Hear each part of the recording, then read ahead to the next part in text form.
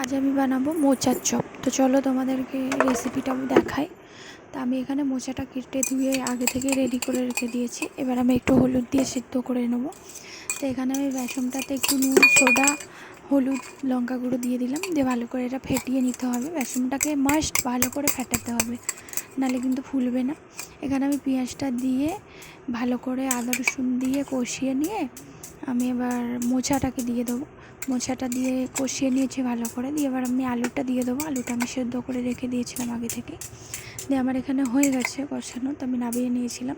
দিয়ে এবার আমি চপের আলুগুলোকে এইভাবে চ্যাপটা চ্যাপটা করে নেবো হাতের সাহায্যে।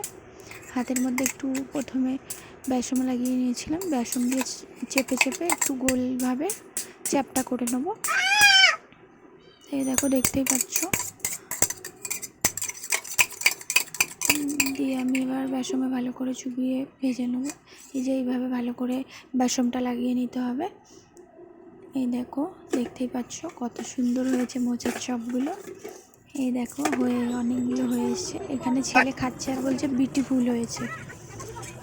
এই দেখো কত সুন্দর হয়েছে।